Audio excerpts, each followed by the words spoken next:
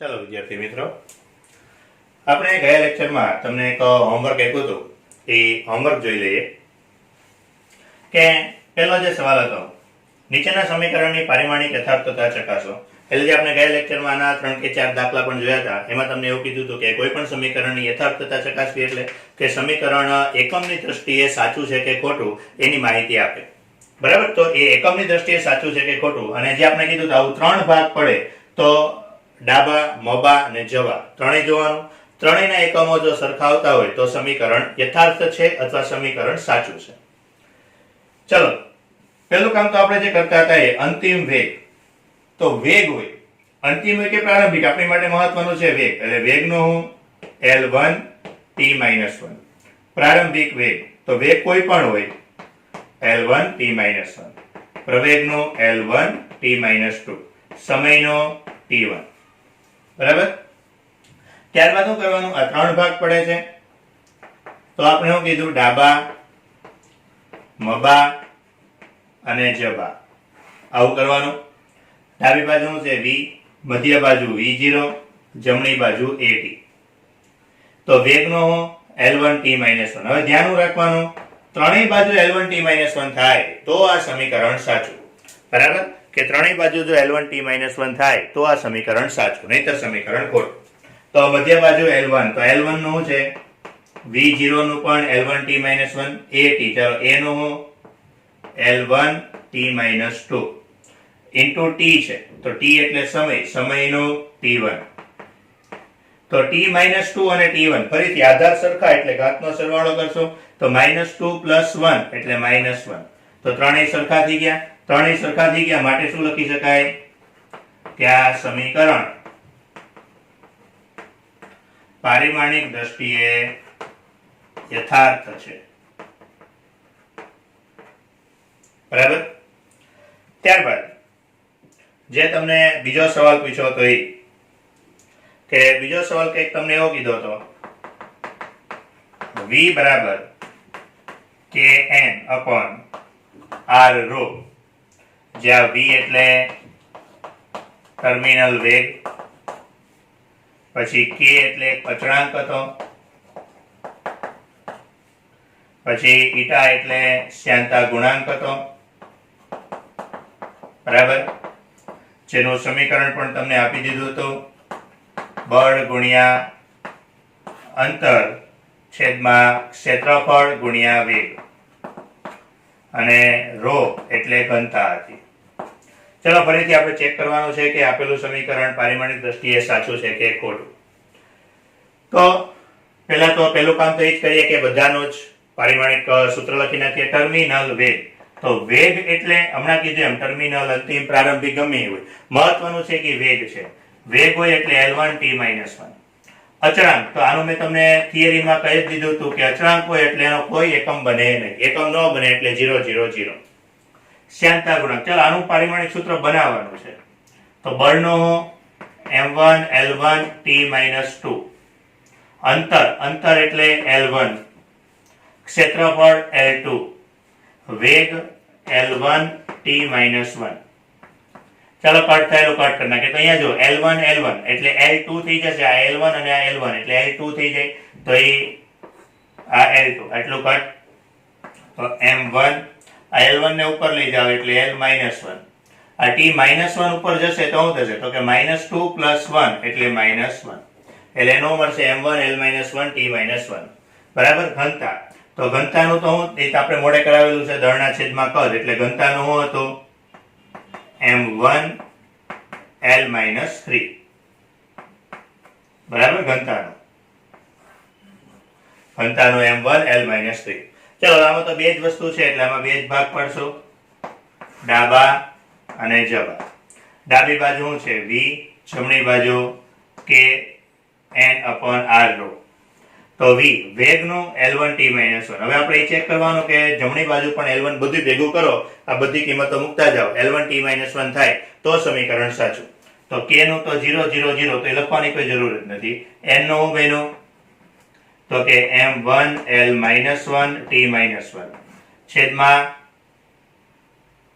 r બાકી રહી ગયો ને, r એટલે ત્રિજ્યા, બરાબર. હવે ત્રિજ્યા શેનથી મપાય? r એટલે ત્રિજ્યા. ત્રિજ્યા શેનથી મપાય? તો કે મીટરથી. મીટરથી મપાય તો ત્રિજ્યાનો હું L1. બરાબર. r એટલે ત્રિજ્યા, તો ત્રિજ્યા શેનથી મપાશે? મીટરથી. તો મીટરનો હું L1. બરાબર. એ કંઈ આપવાનો બાકી રહી ગયો.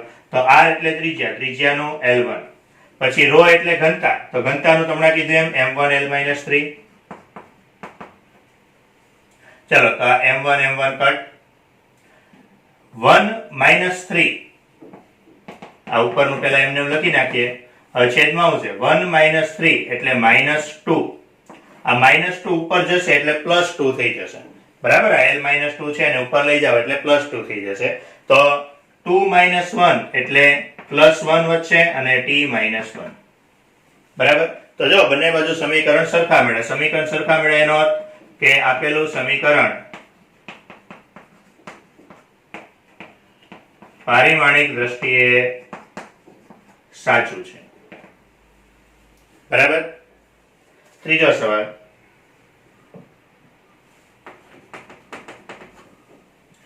તો જે તમને ત્રીજો સવાલ પૂછ્યો તો એ કે v બરાબર πr⁴ upon 8nl, જ્યાં v એટલે કદના છેદમાં સમય હતું, p દબાણ, r ત્રિજ્યા, n શ્યાનતા ગુણાંક અને l લંબાઈ. બરાબર. તો કે કઈક આના માટે ચલો તો જે તમને કિંમત આપી છે એ પ્રમાણે કે v એટલે હું કહી દીધું તો કે કદના છેદમાં સમય. કદ એટલે L3, સમય એટલે T1. તો T1 ને ઉપર લઈ જાઓ એટલે એનું સૂત્ર શું બનશે? L3 t - 1. દબાણ. દબાણનું સૂત્ર તો મોઢે કરાવ્યું હતું કે દબાણ બરાબર શું હતું? તો બળના છેદમાં ક્ષેત્રફળ એટલે m1 પછી L1 એટલે ઉપર જશે એટલે -1 t - 2. ત્રિજ્યા. ત્રિજ્યાને કીધું એમ શેનથી મપાય? લંબાઈથી. એટલે L1, કારણ કે ત્રિજ્યા માપવાની તો મીટર અને સેન્ટીમીટરમાં, જેટલી વસ્તુ મીટર સેન્ટીમીટરમાં મપાય એ બધાયનું L, જેટલી વસ્તુ કિલોગ્રામમાં મપાય એ બધાયનું M. શ્યાનતા ગુણાંક. તો આ શ્યાનતા ગુણાંકનું તો હમણાં જ આપણે લખ્યું કે શ્યાનતા ગુણાંકનો બન્યો m1l-1 t - 1. બરાબર. અને છેલ્લું તમને કીધું તો લંબાઈ. તો લંબાઈનું તો L1. ચલો ફરીથી આમાં બે જ વસ્તુ છે, ડાબા જબા. બરાબર. ચલો તો કે ડાબા, તો ડાબી બાજુ શું છે? v, જમણી બાજુ πr⁴ upon 8nl. ચલો v નો શું છે? L3 t - 1. હવે જમણી બાજુ જો અહીંયા પાઈ છે. પાઈ એટલે તો ફિક્સ કિંમત છે, 22/7 અથવા 3.14. એક અચળ છે. અચળાંક હોય તો હમણાં મેં જેમ તમને અહીંયા કીધું કે અચળાંક હોય તો અચળાંકનું કોઈ સૂત્ર મૂકવાનું નહીં. એનો અર્થ કે એને લખવાનું જ નહીં. આ લખવાનું જ નહીં. બરાબર. બાકી બધું લખવાનું. p, તો p નું m1l-1 t - 2. r ની 4 ઘાત છે. r એટલે L1 છે, એની 4 ઘાત કરો એટલે l ની 4 ઘાત છેદમાં 8 છે. 8 એટલે ફરીથી અચળ થઈ ગયો. અચળ હોય એટલે એનું કાંઈ નહીં કરવાનું, એને લખવાનું જ નહીં. પછી શ્યાનતા ગુણાંક. તો શ્યાનતા ગુણાંકનો m1l-1 t - 1 અને l વધે છે, l નો L1. બરાબર. તો કે આની અંદર હવે કટ થતું હોય એટલું કટ કરો. તો અહીંયા જો, તો આમાં કટ કેટલું થઈ જશે? તો આ m1 કટ, પછી બાજુમાંથી l-1 કટ. હવે કઈ નથી થતું. બરાબર. તો આ L1 ને ઉપર લઈ જઈશું. આ L ની 4 ઘાત છે, અહીંયા L ની 1 ઘાત છે, એટલે L1 ઉપરથી લઈ જાય તો 4 માંથી 1 જશે એટલે L ની 3 ઘાત થઈ જાય. આ -1 ઉપર જશે, આ t ની -1 ઘાત છે, ઉપર જશે એટલે +1 ઘાત થઈ જાય. તો -2 + 1 એટલે -1 થઈ જશે. તો અહીંયા જો ડાબી અને જમણી બાજુ સમાન આવ્યું, ડાબી અને જમણી બાજુ સમાન આવ્યું એનો અર્થ શું?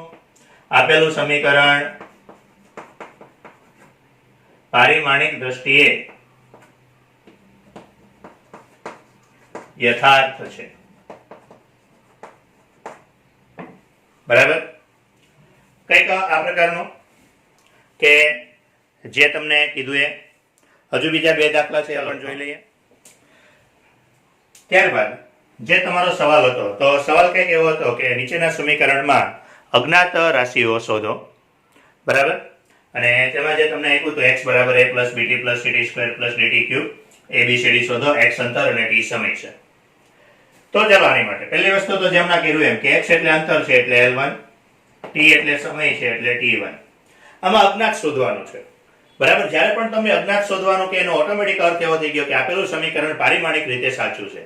એટલે હવે તમારે ચેક નથી કરવાનું કે ડાબી બાજુ જમણી બાજુ હરખા છે કે નહીં. હરખા હોય જ. એ હોય તો અને તો જ તમે અજ્ઞાત શોધી શકો. બરાબર? એટલે પછી એ વસ્તુ ઓકે થઈ ગઈ કે આ બધા સરખા જ છે.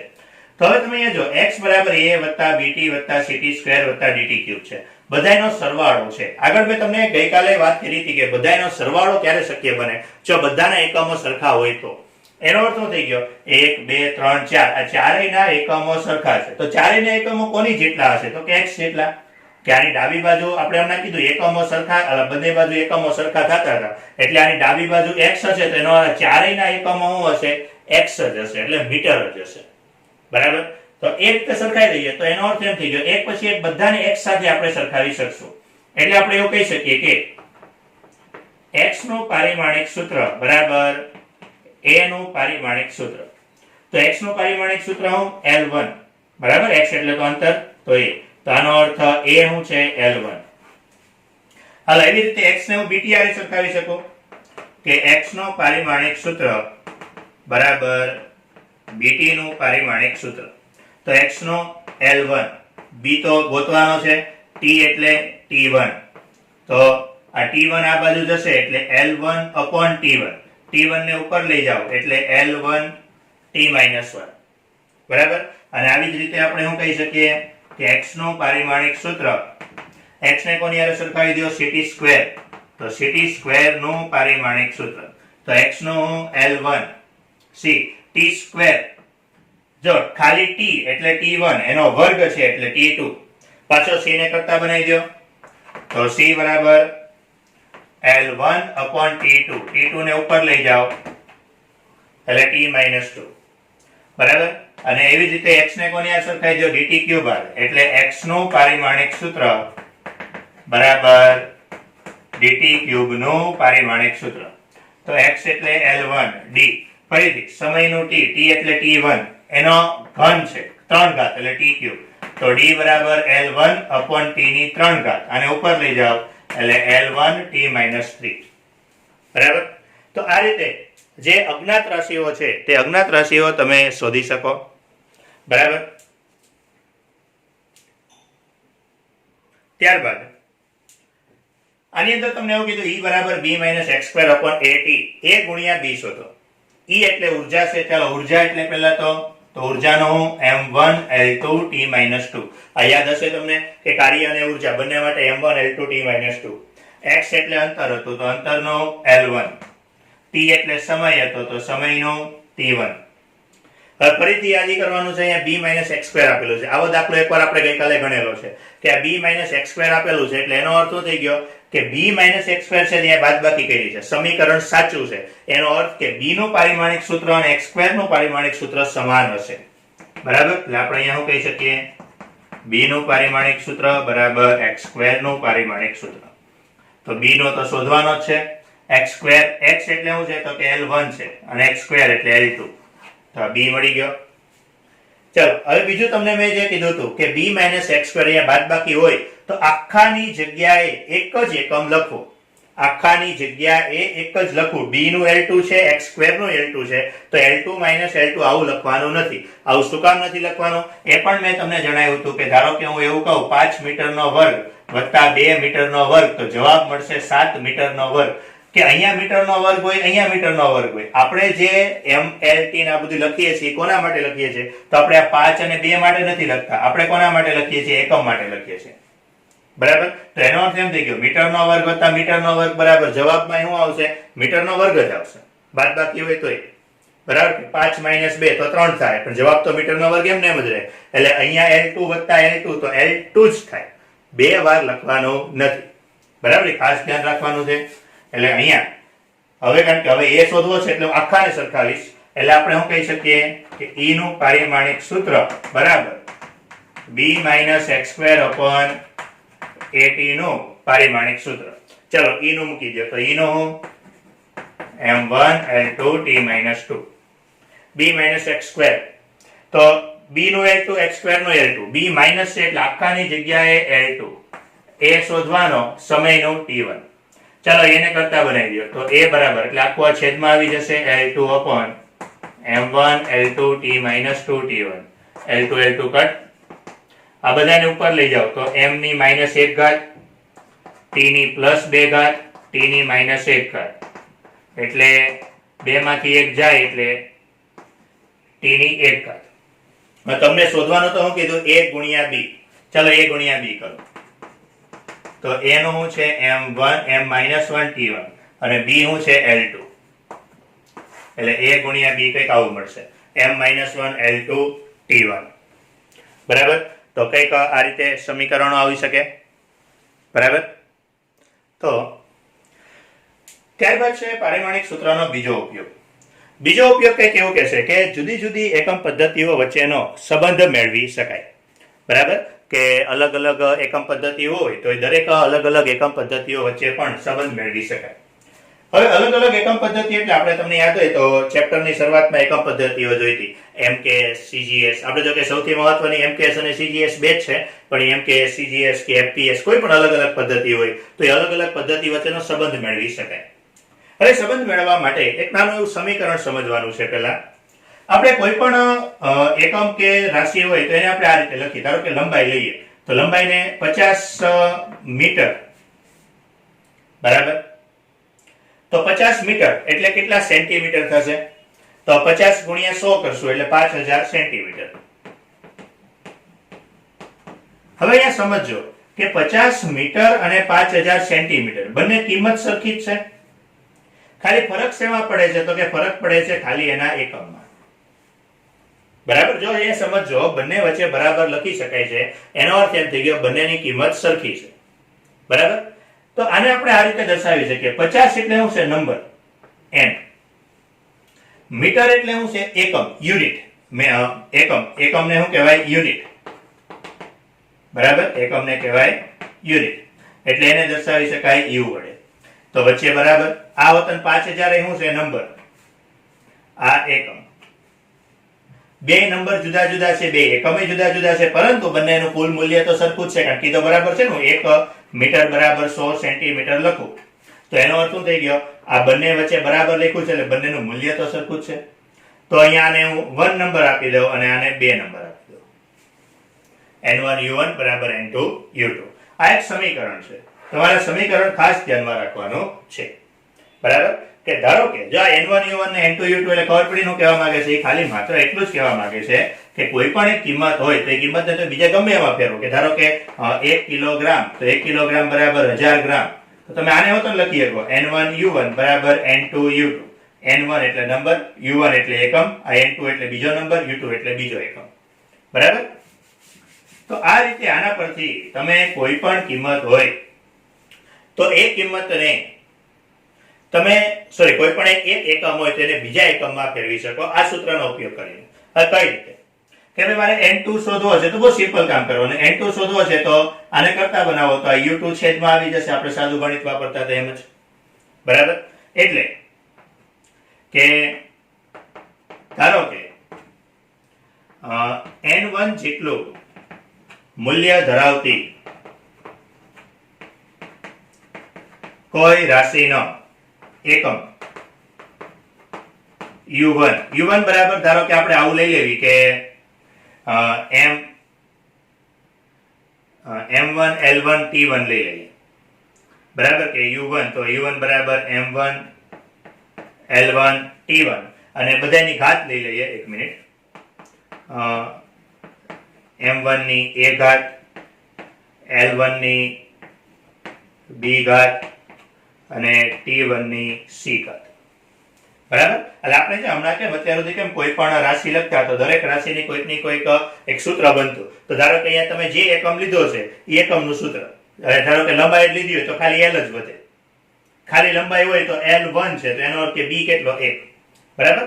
આપણે સૂત્ર મેળવવા માટે કે ધારો કે ધરાવતી રાશિનો એકમ આવો છે તથા તેનું રૂપાંતરણ એટલે શું તો કે 50 મીટરનું કેમ 5000 સેન્ટીમીટર કર્યું એમ, તો તેનું રૂપાંતરણનું મૂલ્ય n2 તથા એકમ, હવે એકમ લખો અથવા પારિમાણિક સૂત્ર લખો u2 બરાબર, તો આને લઈ લઈએ, આને m2 લઈ લઈએ, તો m2 ની a ઘાત, l2 ની b ઘાત અને T2 ની સી ઘાત. જો ઘાત સરખી જ રહે. ઘાત શું કામ સરખી રહે? કારણ કે અહીંયા લંબાઈ હોય તો સામે જવાબમાં અહીંયા બરાબર પછી એ લંબાઈ જ મળે. એવું તો ન થાય કે 50 મીટર બરાબર 2 કિલોગ્રામ, આવું તો ન થાય. એટલે કે અહીંયા લંબાઈ હોય અને અહીંયા દળ થઈ જાય, આવું તો શક્ય થવાનું નથી. બરાબર. એટલે એવું તો શક્ય થાય નહીં. એટલે સામે એક બાજુ લંબાઈ હશે તો બીજી બાજુ લંબાઈ જ મળશે. એટલે અહીંયા બંનેની ઘાત મેં સરખી રાખી છે. બરાબર. ચાલો તો હમણાં મેં કીધું એમ કોઈ પણ કિંમત હોય, કોઈ પણ કિંમત માટે હું આવું લખી શકું n1 u1 બરાબર n2 u2, n1 u1 બરાબર n2 u2. બરાબર. હવે તમારે જે શોધવું હોય ને, ધારો કે મારે n2 શોધવો છે તો પહેલા એક કામ કરો, બધી કિંમત મૂકી દઈએ કે u1 એટલે શું કીધું તો m1 ની a ઘાત, l1 ની b ઘાત, T1 ની c ઘાત. બરાબર. બરાબર. n2 u2 એટલે શું કીધું m2 ની a ઘાત, l2 ની b ઘાત, T2 ની c ઘાત. બરાબર. ચાલો n2 ને કરતા બનાવી લ્યો તો n2 બરાબર, તો n2 મારે શોધવો છે તો આખી આ કિંમત અહીંયા છેદમાં આવી જશે તો n1 એમને. હવે જ અહીંયા થશે કે આ બ્રેકેટમાં ન લખો તો હાલશે, તો m1 ની a ઘાત, l1 ની b ઘાત, T1 ની c ઘાત છેદમાં થઈ જશે m2 ની a ઘાત, l2 ની b ઘાત, T2 ની c ઘાત. હવે તો 10માં ગણિતમાં કંઈક એવું ભણીને આવ્યા છો કે x ની 2 ઘાત હોય છેદમાં y ની હોત 2 ઘાત હોય તો તમે આવું લખી શકો x ના છેદમાં y આખાની 2 ઘાત. બરાબર. તો એવી રીતે અહીંયા તમે જો કે m1 ને m2 બેની ઉપર a છે એટલે તમે આવું લખી શકો m1 ના છેદમાં m2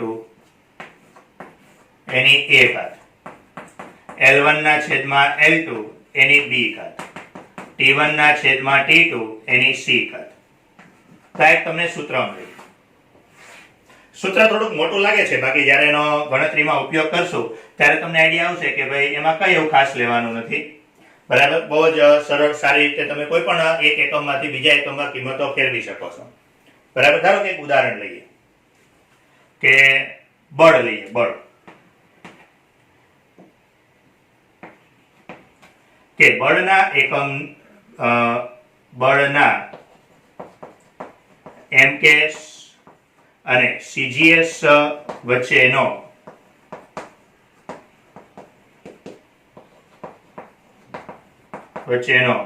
સંબંધ મેળવો.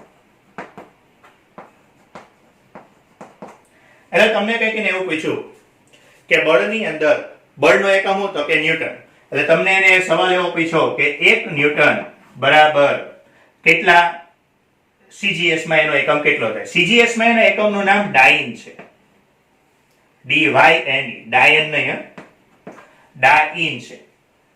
CGS માં એકમનું નામ શું છે? ડાઇન. જો બધાના CGS માં એકમના નામ અલગ ન હોય, બે રાશિ જેવી છે, એક બે ત્રણ રાશિ છે, એક બળ છે અને એક ઉર્જા છે, જેના CGS માં અલગ નામ હોય, બધાના અલગ નામ ન હોય. બરાબર. એટલે તમને સીધી ભાષામાં એને સવાલ આવો પૂછો ન્યૂટન એટલે એમાં આવે તો કે MKS માં આવે, આ ડાઇન એટલે શું છે તો કે CGS. એટલે તમને સવાલ હું પૂછો 1 MKS બરાબર કેટલા CGS. બરાબર. હવે સારી રીતે સમજો. પહેલા તમને સવાલ બધા આ પ્રકારના જ હશે કે ભાઈ MKS માંથી CGS માં ફેરવો.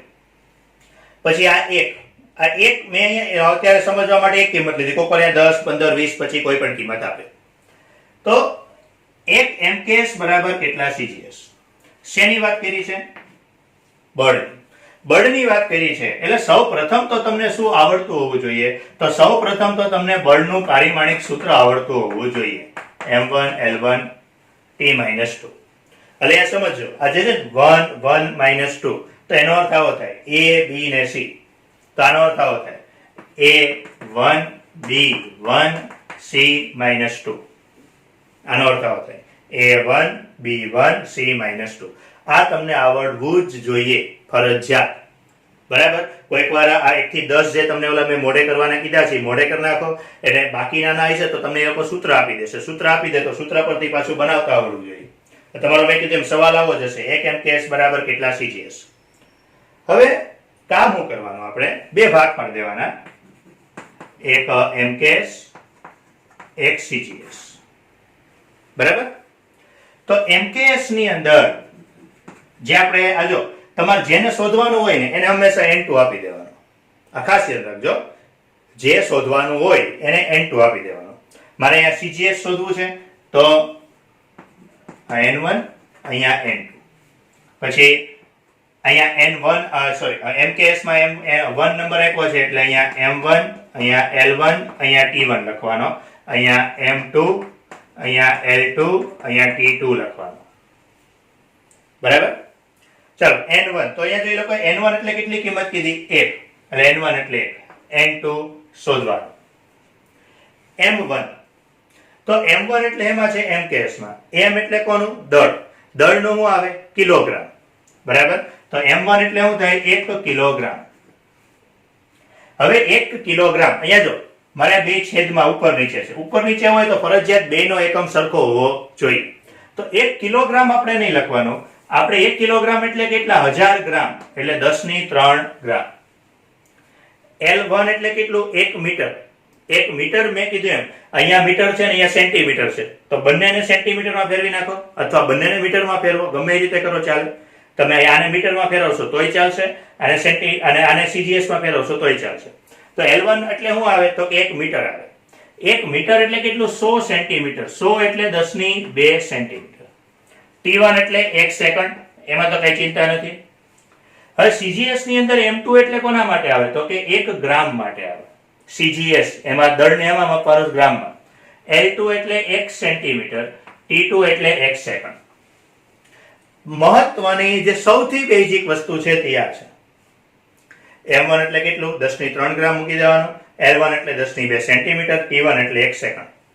બરાબર? એવી રીતે m2 બરાબર 1 ગ્રામ, L2 બરાબર 1 સેન્ટીમીટર, T2 બરાબર 1 સેકન્ડ. બરાબર? ખાલી એટલું મૂકી દેવાનું. બસ બાકી તો પછી હવે તો કામ બહુ સિમ્પલ છે કે હવે તમારી પાસે સૂત્ર આખું છે જ અહીંયા તૈયાર જ છે. આ સૂત્ર છે જ, બસ એમાં કિંમત મૂકી દે પૂરું કે n2 બરાબર n1. તો હું ડાયરેક્ટ કિંમત મૂકું છું n1. તો n1 એટલે કેટલો? 1. તો 1 તો ન લખો તોય ચાલશે. m1 તો m1 કેટલો? 10^3. m2 તો m2 કેટલો? 1. એની ઉપર a ઘાત a કેટલો? 1. L1 તો L1 કેટલો? 10^2 છેદમાં L2 તો L2 કેટલો? 1. એની ઉપર ઘાત તો કે 1. b છે ને, b એટલે 1. પછી T1 સોરી T1 કેટલો? 1. T2 પણ 1 એટલે આ તો 1 જ છે. એટલે તો 1 ના છેદમાં 1 એટલે 1 જ થાય, અને ઉપર ઘાત -2. બરાબર? પછી તમે દસવામાં એવું ભણી ગયા કે ભાઈ ઘાતનો ઘાત તો x ની 2 ની 3 ઘાત હોય તો x ની 6 ઘાત થાય. ઘાતનો ઘાત એટલે ગુણાકાર થાય. ચાલો અહીંયા 10^3 ની 1 એટલે 10^3 એકા 3 છેદમાં તો 1 છે એટલે ચાલશે. આ 2 એકા 2. હવે 1 ની -2 ઘાત છે. હવે 1 છે એટલે એની -2 ઘાત કરો કે 3 ઘાત કરો એનાથી કઈ ફરક પડે નહીં, એટલે એ તો 1 નો 1 જ રહે. તો આ 10^3 ઘાત ને 10^2 ઘાત આધાર સરખા તો ઘાતનો સરવાળો કરવાનો એટલે ટોટલ કેટલું થઈ જશે? 10^5. તો n2 બરાબર કેટલું મેળવ્યું? 10^5. એનો અર્થ કે બળનો 1 MKS બરાબર CGS માં 10^5 ગણો થાય. એટલે બળનો 1 MKS જે છે એ 1 MKS CGS નો કેટલો થઈ જાય? 10^5 ગણો થાય. તો કંઈક આ પ્રકારે થોડાક હજુ આવા દાખલા જોઈએ એટલે તમને આઈડિયા આવશે. મેન જે તમારે ધ્યાન રાખવાનું છે તે આટલી વસ્તુ કે MKS કે CGS મેન તમારે ધ્યાન રાખવાનું આ બંને બાજુ એકમ સરખા થવા જોઈએ. મેં આને ફેરવા તમારે એવી ઈચ્છા છે આનેથી ફેરવવા, આને ફેરવવા છે, ઓકે, કોઈ પ્રોબ્લેમ નહીં, બધું ચાલે, ગમે એને ફેરવો ચાલે, બરાબર. કોઈ પણ એકમને તમે ફેરવો તો પછી અહીંયા કિલોગ્રામમાં ફેરવવું હોય તો અહીંયા 1 ગ્રામ હોય, 1 ગ્રામ ને કિલોગ્રામમાં ફેરવવું હોય તો ભાગ્યા 1000 કરવા પડે, જવાબ સરખો જ આવશે. થોડુંક ધ્યાન ઓલું રાખવાનું કે ભાઈ ગણિત થોડુંક યાદ રાખવાનું, ઘાત નીચેથી ઉપર જાય તો ઘાત પ્લસ થાય, માઇનસ થાય, એ બધું ધ્યાન રાખવાનું, બરાબર. બાકી બહુ કઈ અઘરું છે નહીં. તો તેવી જ રીતે ધારો કે બીજો એક સવાલ આવો લઈએ કે ઉર્જા માટે 1 MKS બરાબર કેટલા CGS. ઉર્જાનો MKS માં એકમ જૂલ છે અને CGS માં એકમ અર્ગ છે. આ એકમો યાદ રાખજો. કોઈક વાર છે ને આની અંદર એક એવા દાખલા હોતા આવે જેમાં આવું કઈ ન લખ્યું હોય, ડાયરેક્ટ એકમો ઉપરથી ફેરવવાનું હોય, ત્યારે એકમો લખ્યા હોય ત્યારે ધ્યાન રાખવાનું કે ન્યૂટન એટલે MKS નો એકમ છે, ડાઇન એટલે CGS નો, એ રીતે જૂલ એટલે MKS નો છે, અર્ગ એટલે CGS નો, બરાબર. આ હું અર્ગ, ERG, અર્ગ. હવે ઉર્જા, તો સૌપ્રથમ તો આપણે યાદ શું હોવું જોઈએ તો કે ઉર્જા બરાબર, તો ઉર્જાનું m1 L2 T-2. તો એનો અર્થ કે હમણાં મેં જે તમને કીધું એ A બરાબર 1, B બરાબર 2, C બરાબર -2, બરાબર. પછી તમને શું બનાવવાનું કીધું તો કે એક અહીંયા MKS બનાવવાનો, એક CGS બનાવવાનો. તો MKS અને CGS હોય તો MKS માં m1 એટલે કેટલું લેવાનું, 10⁻³ ગ્રામ, L1 10⁻² સેન્ટીમીટર, T1 એટલે 1 સેકન્ડ. આમાં CGS માં m2 એટલે 1 ગ્રામ, L2 એટલે 1 સેન્ટીમીટર અને T2 એટલે 1 સેકન્ડ. આ તો યાદ છે, CGS સેન્ટીમીટર, ગ્રામ, સેકન્ડ, બરાબર. એટલે ગ્રામનો અર્થ થઈ જાય નાનામાં નાની કિંમત લખો, નાનામાં નાની કિંમત, એકમ કિંમત કેટલી તો કે 1 ગ્રામ એમ, બરાબર. એ રીતે અહીંયા નાનામાં નાની કિંમત કેટલી હોય તો કે 1 કિલોગ્રામ હોય. કિલોગ્રામ હોય પણ કિલોગ્રામ આપણે ન આવે, બરાબર, કારણ કે મારે બંને બાજુ એકમો છે ને સરખા કરવા પડે, એટલે કિલોગ્રામ આપણે ન હાલે, બરાબર. એટલે અહીંયા શું કર્યું આપણે કે એને છે ને આ રીતે લખ્યા, એટલે આપણે એને બંને બાજુ ગ્રામમાં રહે કે બંને બાજુ સેન્ટીમીટરમાં રહે ને એ રીતે આને સેટ કર્યું. ચલો, બાકી જે તમને સૂત્ર લખાયું તે સૂત્ર, તો માટે N2 બરાબર મેં હમણાં કીધું એમ, સોરી ઓલું લખવાનું રહી ગયું, 1 MKS કીધું છે એટલે N1 બરાબર 1, N2 શોધવાનું. જો ખાસ ધ્યાન રાખવાનું, શોધવાનું હોય એને N2 રાખવું. હા, બરાબર. આ તો MKS CGS છે, કોઈક વાર CGS માંથી MKS શોધવાનું કે તોય પછી તો આ MKS વાળું છે ને એને આ બાજુ લખવાનું, CGS વાળું આ બાજુ લખવાનું, નિયમમાં કોઈ ફરક નહીં, બરાબર. ચલો, તો N2 બરાબર, તો N2 બરાબર સૂત્ર હું N1 m1 m2 any a ઘાત, L1 L2 એની b ઘાત, T1 T2 એની c ઘાત. ચલો, N1 કેટલો આપ્યો 1, પછી m1 તો m1 કેટલો 10⁻³ m2 1, a એટલે કેટલી ઘાત છે 1, L1 એટલે 10⁻², L2 1, b છે, b કેટલા 2, T1 તો T1 1 છે T2 1 જ છે એટલે એમાં કઈ પ્રોબ્લેમ છે નહીં.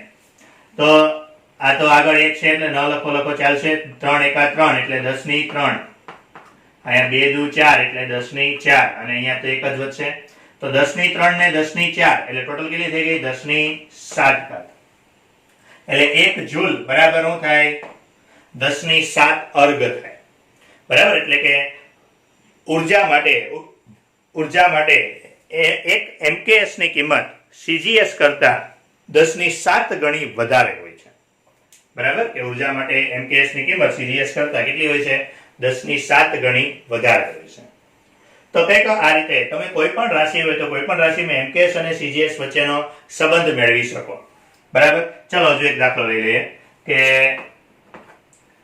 પાવર લઈ લઈએ કે પાવર માટે 50 વોટ લઈ લઈએ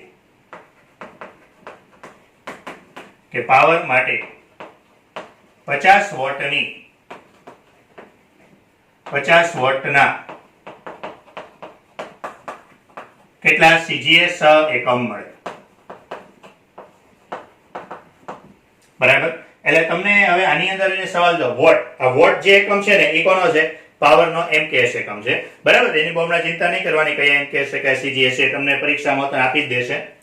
તો 50 વોટ એટલે તમને એની સવાલ એવો પૂછ્યો છે કે પાવર માટે એક નહીં, અહીંયા કેટલા આપ્યા 50, 50 MKS બરાબર કેટલા CGS? તો સવાલ કઈક આવો પૂછ્યો છે કે પાવર માટે 50 MKS બરાબર કેટલા CGS. ફરીથી પહેલું વસ્તુ ધ્યાન રાખવાની છે કે આ પાવર છે, તો પાવરનો પારિમાણિક સૂત્ર આવડવું જોઈએ. તો પાવર એટલે શું હતું? તો કે ઉર્જાના છેદમાં સમય, બરાબર. એટલે m1 L2 T-3, બરાબર. બાકીનું કામ કોમન, આનું બેઠે બેઠું લખી જ નાખવાનું છે, MKS આ બાજુ CGS. હવે જો MKS માં કિંમત કેટલી આપી? 50, એટલે N1 બરાબર 50, N2 શોધવાનું, M1 તો કે 10⁻³ ગ્રામ, L1 10⁻² centimetre, T1 1 second, M1 1 ગ્રામ, L1 1 સેન્ટીમીટર, T2 1 સેકન્ડ. ફરીથી સૂત્ર મૂકી દો, N2 બરાબર N1 તો કે M1/M2 એની a ઘાત, L1/L2 b ઘાત, T1/T2 c ઘાત. ચાલો, N1 બરાબર 50, M1 10⁻³ M2 1, a એટલે કેટલા છે? હા, એ લખવાનું થઈ ગયું ને, 1 2 અને -3 છે, એ લાઈનમાં જ લખવાના, MLT. તો a એટલે 1, b એટલે 2, c એટલે -3, બરાબર. તો L1 એટલે 10 સોરી અહીંયા ઘાત કેટલી છે? 1. L1 એટલે 10⁻², L2 એટલે 1 ઘાત 2, T1 એ 1 છે, T2 એ 1 છે, ઘાત -3. 10⁻³ એની ઉપર 1 ઘાત એટલે 3 એકા 3, 2 એટલે 4, 1 -3, 1 છે ને એટલે માઇનસ હોય કે પ્લસ હોય કાંઈ ફરક ન પડે. તો કેટલું થઈ ગયું? 50 ગુણ્યા 10⁻³ ને 10⁻4 એટલે 10⁻7, બરાબર. થઈ ગયું પૂરું. તો 50 ગુણ્યા 10⁻7 એટલે અહીંયા પછી લખી નાખવાનું 50 ગુણ્યા 10⁻7 CGS. પાવર છે, પાવર માટે CGS માં કઈ નામ નથી. જેમ બળ છે ને, બળ માટે નામ છે આપણી પાસે કે બળની અંદર ન્યૂટન, તો ન્યૂટનનું ડાઇન, બરાબર. ઉર્જામાં નામ છે કે ઉર્જામાં જૂલ, તો જૂલનું અર્થ. પાવર માટે કઈ નામ નથી. તો કંઈક આ પ્રકારના એક દાખલા આવે. પછી બીજા એક દાખલા તમારે એ પ્રકારના પણ આવે કે જેની અંદર ડાયરેક્ટ એકમ આપી દીધો હોય, બરાબર. જેમ કે એવો સવાલ લઈએ કે ગુરુત્વાકર્ષણ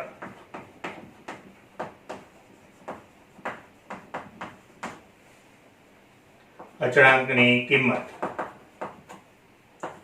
6.67 ગુણ્યા 10⁻11 ડાઇન ઇન્ટુ સેન્ટીમીટર સ્ક્વેર અપોન ગ્રામ સ્ક્વેર છે.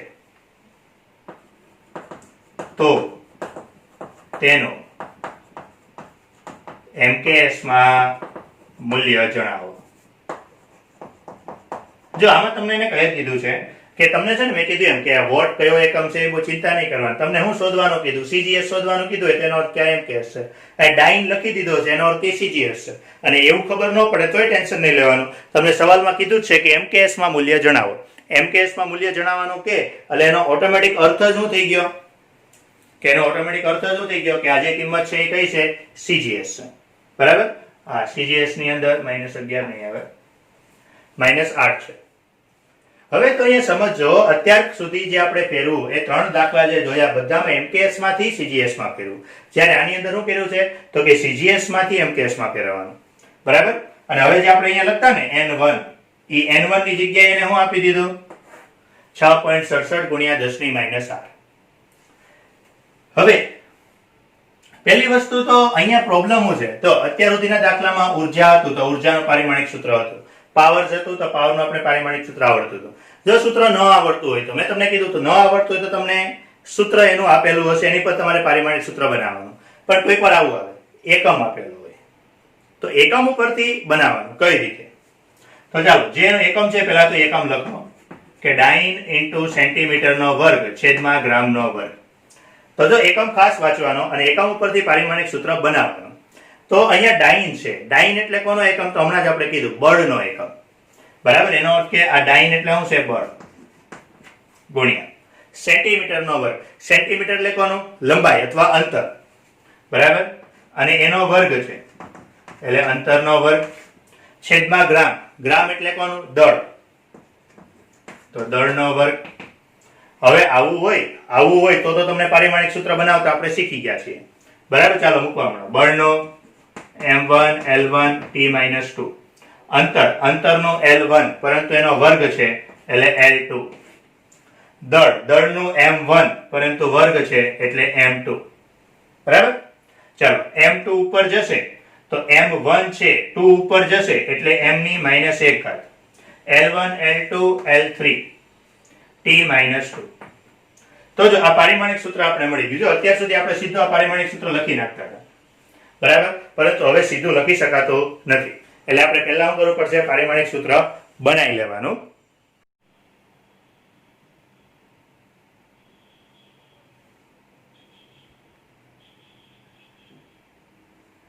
તો જે કીધું એમ કે પારિમાણિક સૂત્ર આપણે આ બનાવી લીધું. તો એ પારિમાણિક સૂત્ર બની ગયું. ત્યારબાદ હવે આપણે કરવાનું છે હું તો કે CGS ને MKS માં ફેરવવાનો છે. હવે જો હવે આપણી પાસે જે n1 ની કિંમત હતી તો હવે n1 ની કિંમત એ થોડી મોટી છે. બરાબર, અને આપણે જે ABC લખતા તો હવે a કેટલો? તો કે -1. b કેટલો? 3. c કેટલો? -2.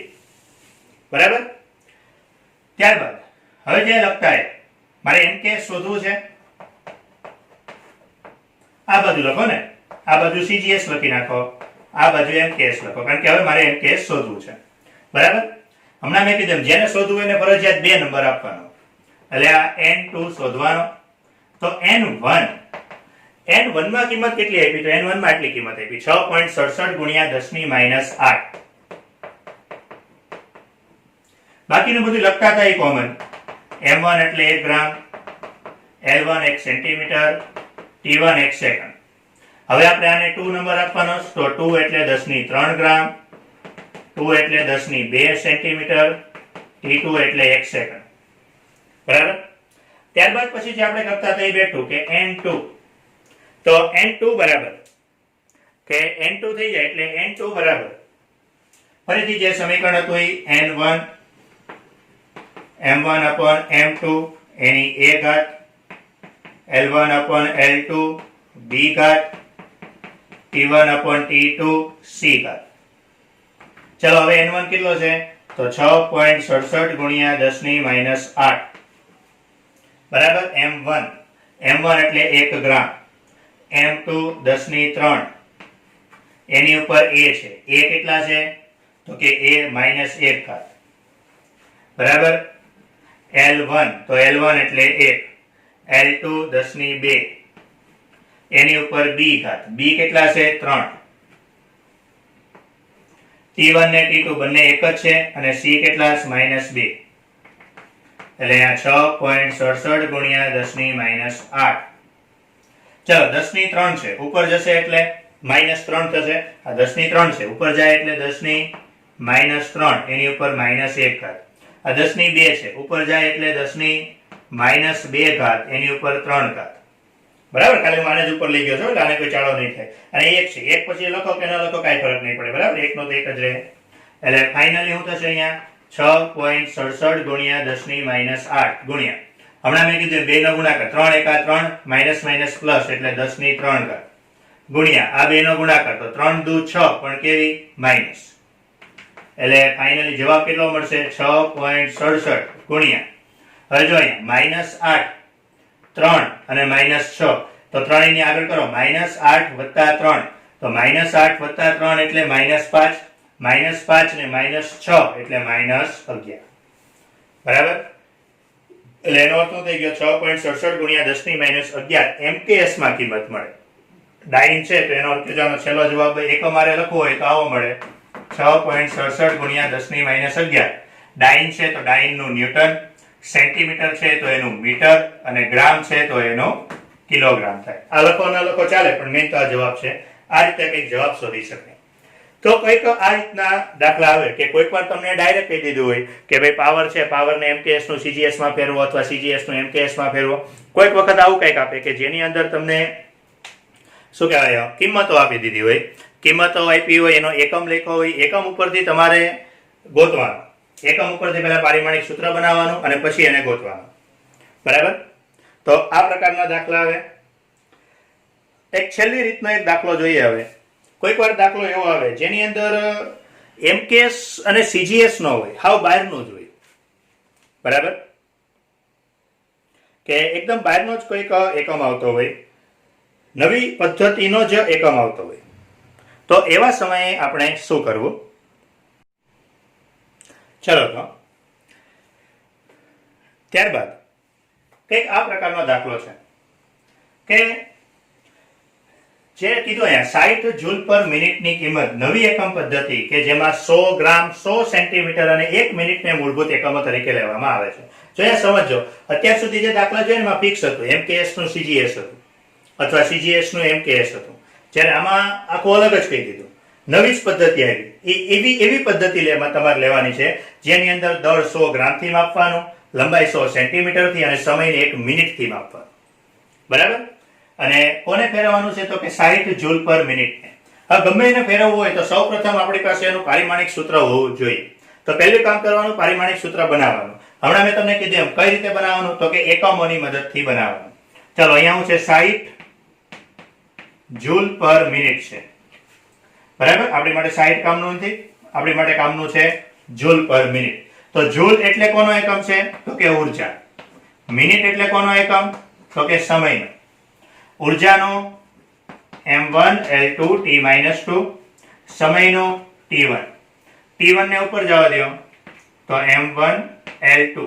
હવે T1 ઉપર જશે એટલે T-3 થઈ જશે. બરાબર. આ મેઇન કામ થઈ ગયું. એટલે હવે a બરાબર 1, b બરાબર 2, c બરાબર -3 થશે. બરાબર. ચાલો તો હવે અત્યાર સુધી જે આપણે કરતા કે એમકેએસ ને સીજીએસ માં ફેરવતા. બરાબર. કોઈ પણ નવી એકમ પદ્ધતિમાં ફેરવવું છે તો ખાસ યાદ રાખજો, આપણી પાસે બે જ વસ્તુ છે, એક એમકેએસ છે અને એક સીજીએસ છે. તમે એમકેએસ માંથી નવી પદ્ધતિમાં ફેરવી શકો અથવા સીજીએસ માંથી નવી પદ્ધતિમાં ફેરવી શકો. એની સિવાય ત્રીજો કોઈ રસ્તો જ નથી. તો એનો અર્થ એમ થઈ ગયો કે અહીંયા જૂલ પર મિનિટ આપ્યું છે. જૂલ તો ચાલો વાંધો નથી, એમકેએસ માં આવશે, પરંતુ મિનિટ એમકેએસ માં નહીં આવે, કારણ કે એમકેએસ એસ એટલે સેકન્ડ છે, એનો કે સમય સેકન્ડમાં જોશે. તો પહેલું કામ તો આપણે એ કરવું પડશે, આ 60 જૂલ પર મિનિટ છે, જૂલ પર મિનિટ નહીં આવે, એને પણ મારે એમકેએસ માં ફેરવવું પડશે. તો ચાલો, 60 જૂલ પર મિનિટ બરાબર 60 જૂલ છેદમાં 1 મિનિટ એટલે કેટલા? 60 સેકન્ડ.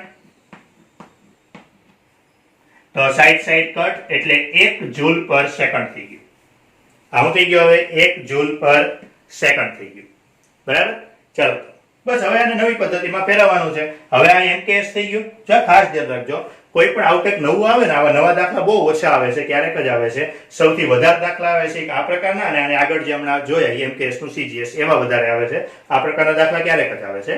પણ આવું ક્યારેક આવે તો પાછું ધ્યાન રાખવાનું કે પહેલું કામ તો ફરજિયાત શું કરવાનું? આને એમકેએસ માં જ ફેરવવાનું. જો તમે એમકેએસ માંથી નવી પદ્ધતિમાં જઈ શકો, સીજીએસ માંથી જઈ શકો, પહેલો પ્રયત્ન એમકેએસ માંથી જવાનો જ કરવાનો.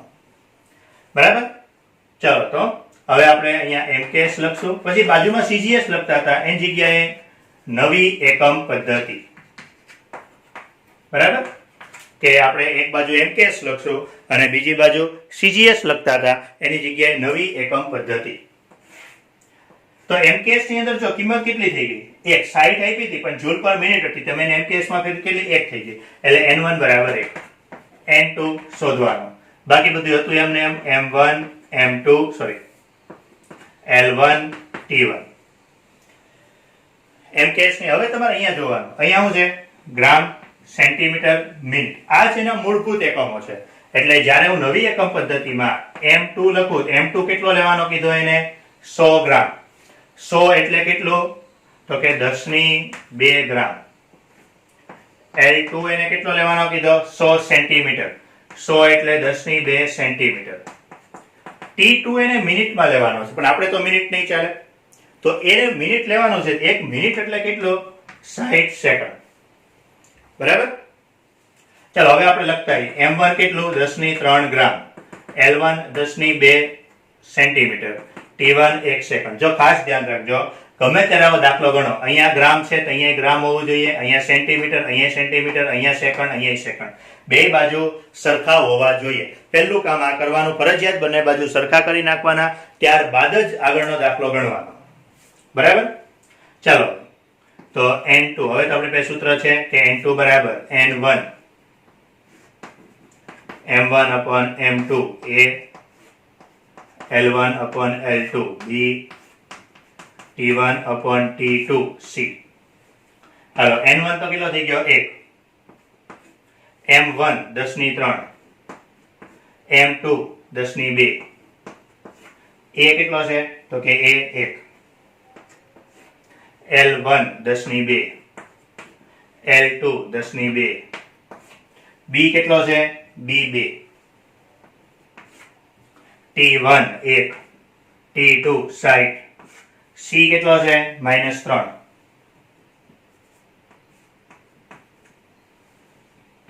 આ 10 ની 2 છે, 10 ની 2 ઉપર જશે એટલે 10 ની -2 થઈ જાય. અથવા તમે આવું કરો તોય હાલે, 10 ની 3 એટલે 1000 છેદમાં 10 ની 2 એટલે 100, 1000 ભાગ્યા 100 કરશો એટલે 10 વધશે. બરાબર? એટલે અહીંયા કેટલું વધશે? 10 ની 1 ઘાત એની 1. આ 10 ની 2 તો ઉડી ગયા એટલે 1 વધશે. હવે 1 ની 2 ઘાત કરો, 3 ઘાત કરો, કાંઈ ફરક નહીં પડે, એટલે લખવાની જરૂર નથી. પછી 1/60. હવે આ 1/60 અહીંયા કાંઈ ઘાત નથી એટલે 1 ઘાત તો હોય જ.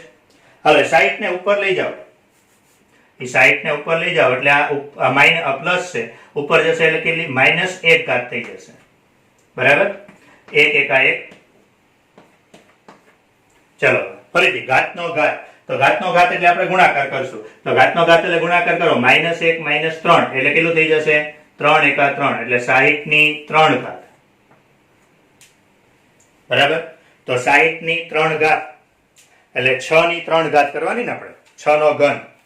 તો 6 નો ઘન એટલે કેટલું થઈ જશે? કેલ્ક્યુલેટર હશે જ તમારી પાસે. બરાબર? તો એને તમે ઉપયોગ કરો તો 6 ની 3 ઘાત એટલે 216, એટલે અહીંયા 10, 6 ની 3 ઘાત એટલે 216, અને 0 છે એની 3 ઘાત એટલે બીજી 10 ની 3 ઘાત. એ ખબર પડે? 60 એટલે 216 ને ટોટલ કેટલું મળશે? 216 ગુણ્યા 10 ની, અહીંયા 3 ઘાત છે ને અહીંયા 1 ઘાત એટલે 10 ની 4 ઘાત. તો કઈક આ રીતે કે 216 ગુણ્યા 10 ની 4 ઘાત. બરાબર? અને હજુ તમારે સરખી રીતે લખવું હોય, આપણે જે કીધું હતું એકમ પદ્ધતિમાં, અહીં ક્યાંય ન હોય એટલે પોઈન્ટ ક્યાં હોય, એને 2 પોઈન્ટ તમે ડાબી બાજુ આગળ લાવશો એટલે ઘાત પ્લસ થઈ જાય. તો છેલ્લો જવાબ કંઈક આ રીતે તમે લખી શકો, 2.16 ગુણ્યા 10 ની 6 ઘાત. એ ન લખો તોય ચાલે, આગળ અહીંયા સુધી લખો તો કંઈક આટલા પ્રકારના દાખલા હોય આની અંદર. બરાબર? કે જેમાં તમારે એક તો બહુ સિમ્પલ હોય, સીધું MKS નું CGS હોય, બીજું એવું હોય જેમાં એકમો કિંમત આપી દીધી હોય, એના એકમો ઉપરથી તમારે MKS કે CGS માં જવાનું હોય, અને ત્રીજી આ પ્રકારની પદ્ધતિ હોય કે જેમાં હાવ નવી જ એકમ પદ્ધતિમાં જવાનું હોય. બરાબર? થોડાક દાખલા આગળની જેમ જ તમને થોડાક દાખલા પાછા હું હમણાં આપું છું, એ દાખલા ટ્રાય કરજો. નેક્સ્ટ લેક્ચરમાં આપણે દાખલા પહેલા સોલ્વ કરશું. તો આ 5 દાખલા તમે કાલે હોમવર્કમાં કરીને આવજો. બરાબર? પ્રયત્ન દરેક વિદ્યાર્થી કરજો. આગળના હોમવર્કમાં પણ ઘણા વિદ્યાર્થીઓએ સવાલ પૂછ્યા હતા.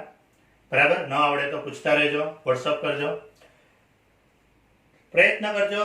આવતીકાલે તમને આ 5 દાખલાઓ પહેલા સોલ્વ કરાવીશ, અને પછી આપણા ચેપ્ટરનો એક છેલ્લો ટોપિક કે કોઈ પણ રાશિ હોય તો એ રાશિ પરથી તમે